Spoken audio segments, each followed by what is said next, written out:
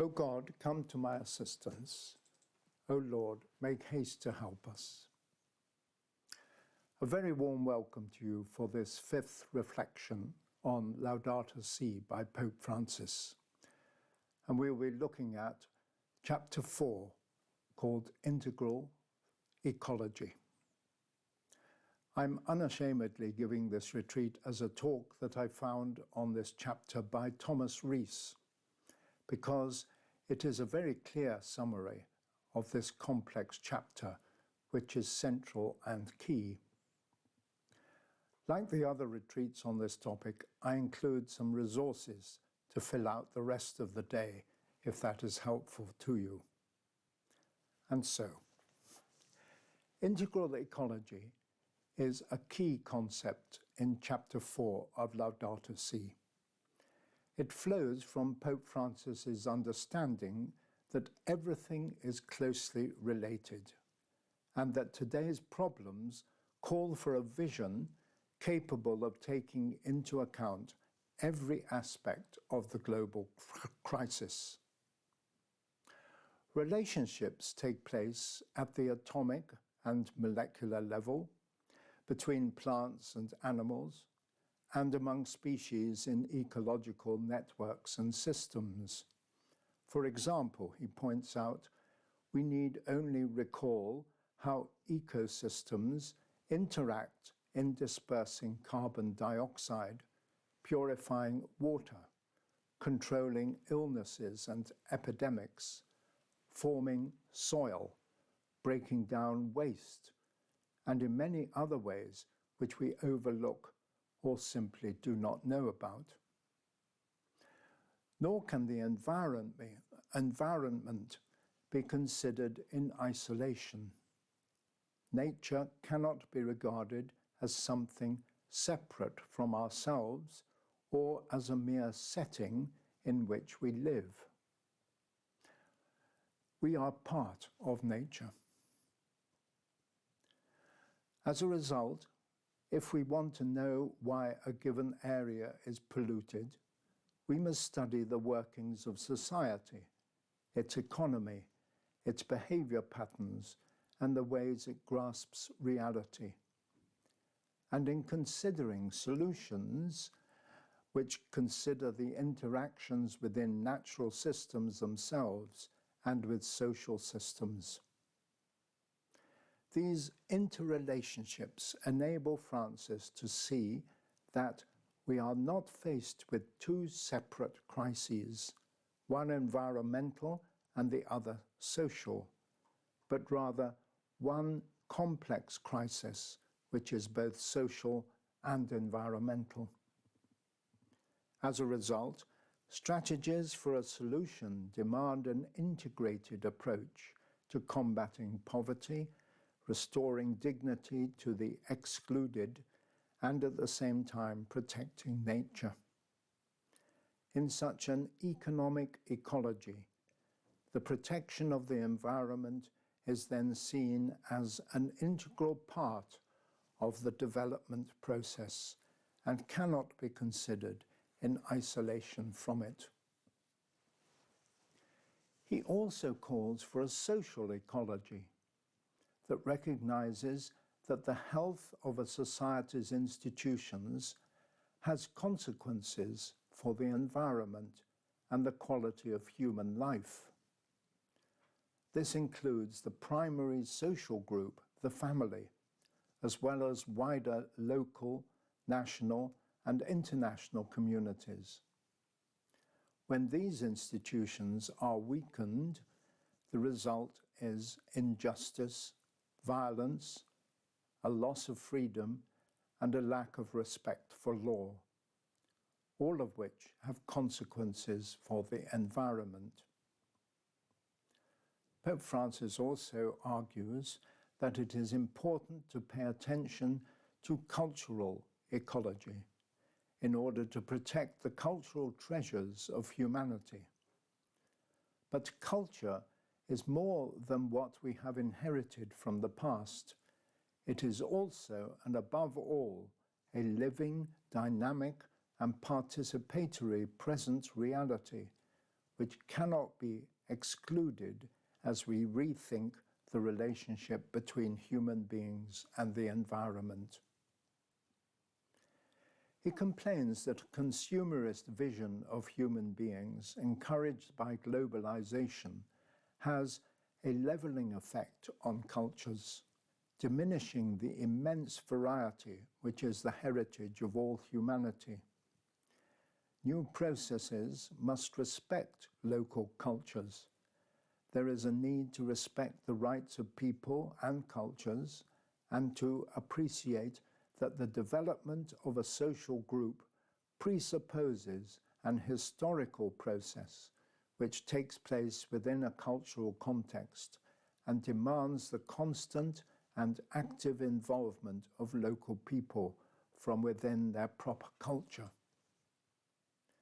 This interconnectedness means that environmental exploitation and degradation not only exhaust the resources which provide local communities with their livelihood, but also undo the social structures which, for a long time, shaped cultural identity and their sense of the meaning of life and community. In various parts of the world, he notes, indigenous communities are being pressured to abandon their homelands to make room for agricultural or mining projects, which are undertaken without regard for the degradation of nature and culture. Pope Francis also talks about the ecology of daily life. In our rooms, our homes, our workplaces, and our neighborhoods, we attempt to shape our environment to express our identity. But when it is disorderly, chaotic, or saturated with noise and ugliness, such overstimulation makes it difficult to find ourselves integrated and happy. He marvels at the ability of the poor to practice human ecology, where a wholesome social life can light up a seemingly undesirable environment, and the limitations of the environment are compensated for in the interior of each person, who feels held within a network of solidarity and belonging. Francis recognizes that the extreme poverty experienced in areas lacking harmony, open spaces, or potential for integration can lead to incidents of brutality and to exploitation by criminal organizations.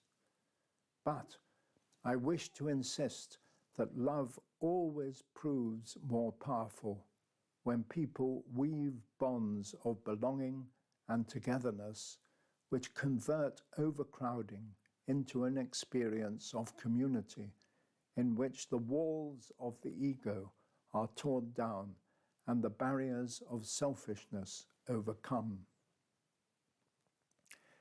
He acknowledges the importance of agricultural design and architectural design and urban planning. But these must serve the quality of people's lives and take into consideration the views of those who live in the areas affected. Such planning must protect common areas and promote affordable housing and public transportation. Pope Francis quotes Pope Benedict, who spoke of an ecology of man, based on the fact that man too has a nature that he must respect and that he cannot manipulate at will. He notes that thinking that we enjoy absolute power over our own bodies turns often subtly into thinking that we enjoy absolute power over creation. Here he calls for valuing one's own body in its femininity or masculinity, so that we can joyfully accept the specific gifts of another man or woman, the work of God the Creator, and find mutual enrichment. It is not a healthy attitude, he says, to cancel our sexual difference because it no longer knows how to confront it.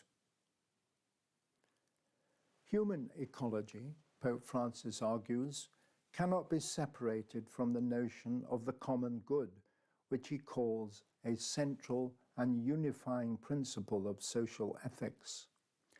Quoting Gaudium et Spes, the Second Vatican Council's pastoral constitution on the Church in the modern world, he defines the common good as the sum of those conditions of social life which allow social groups and their individual members relatively thorough and ready access to their own fulfillment. The common good calls for respect for the human person, as well as the overall welfare of society and the development of a variety of intermediate groups. It requires social peace, stability, and security, which cannot be achieved without particular concern for distributive justice. For Pope Francis, it is obvious that where injustices abound and growing numbers of people are deprived of basic human rights and considered expendable, the principle of the common good immediately becomes logically and inevitably a summons to solidarity and a preferential option for the poorest of our brothers and sisters. Finally, Pope Francis's vision of integral ecology and the common good includes justice between generations. Returning to his biblical vision, he says that the world is a gift we have freely received and must share with others. This includes future generations. The world we have received also belongs to those who will follow us. Or, as the Portuguese bishops, whom he quotes, said, the environment is on loan to each generation, which must then hand it on to the next.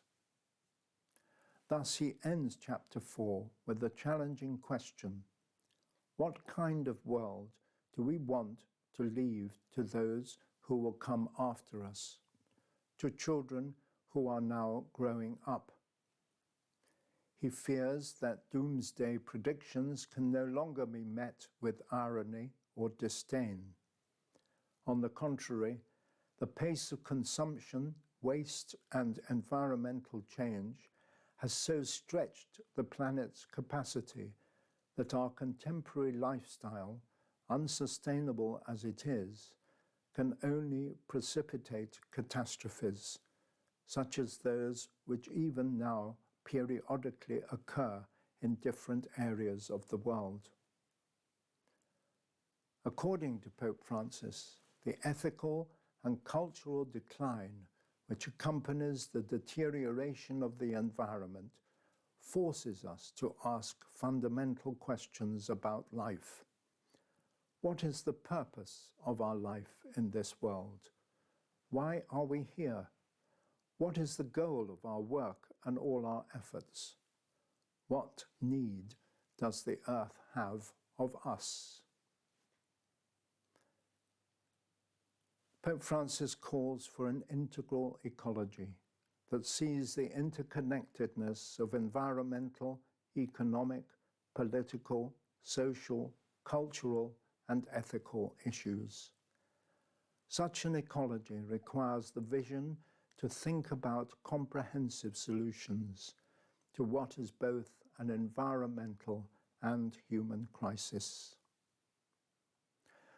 Thank you for listening. I include a full text of chapter 4 in the resources, and a few other resources which may help us come to grips with integral ecology. God bless you.